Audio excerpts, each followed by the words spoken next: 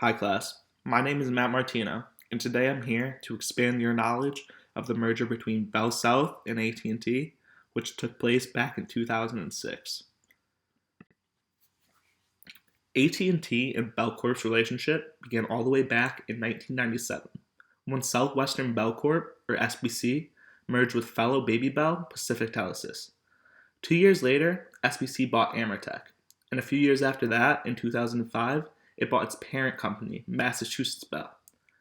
They then renamed their company AT&T, and a year later, that AT&T bought what we are talking about today, Bell South, which was yet another Baby Bell.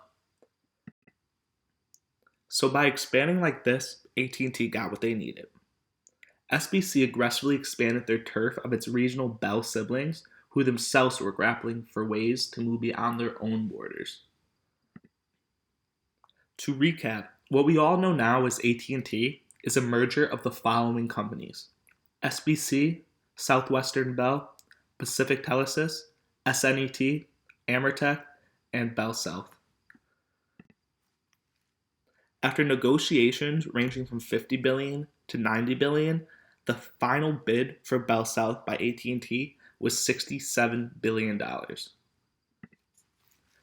As far as shareholders were concerned, this equals out to 1.325 shares of AT&T for each one share they were holding at Bell South.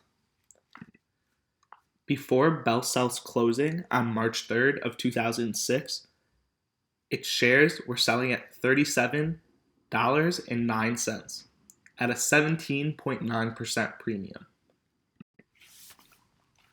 Many things went into the details of this bid and merger. There were specific goals that were brought up by each side.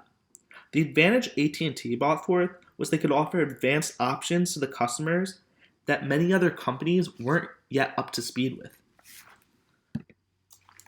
This was one thing that drew Bell South to AT&T. They weren't ready to use their money to innovate, as they were focused on their investors and returning dividends. As you can see, each company has something the other is looking for, which is the first step to a great merger. Combining the two will result in a more effective and efficient service.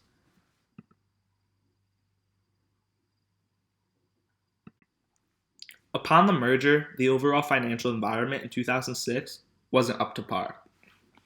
AT&T's interest expense increased 26.6% in 2006.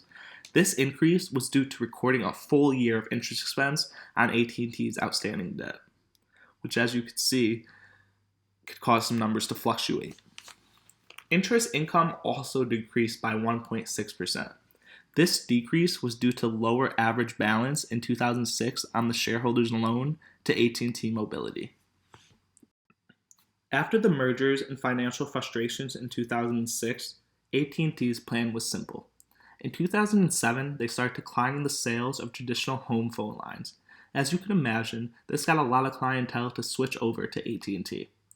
They then went on to extend their high internet speed, especially in rural areas where people weren't committed to a company yet. As you can imagine, this got a lot of people to go to AT&T. They then decided to move to a more centralized location. They moved their headquarters to Texas. This would hopefully help get more personal access with customers and operations all around the world.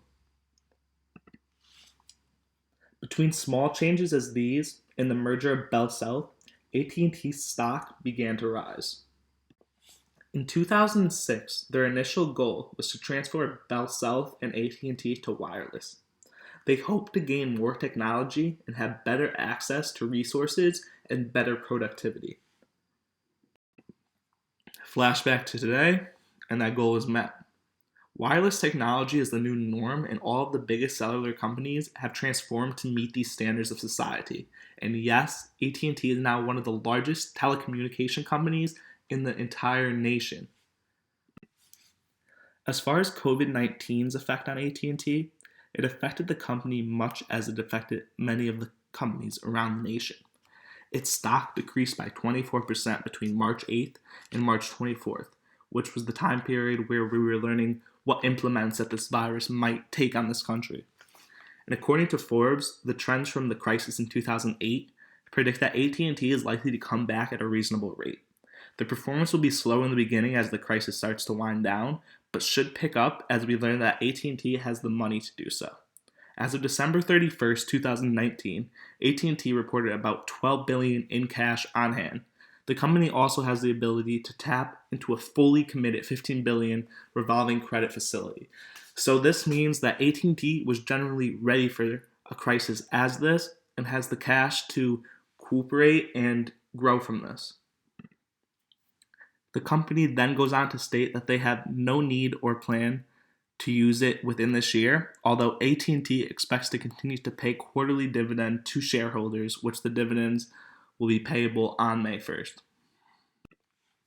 So overall, the idea to merge benefit AT&T greatly and was priced fairly.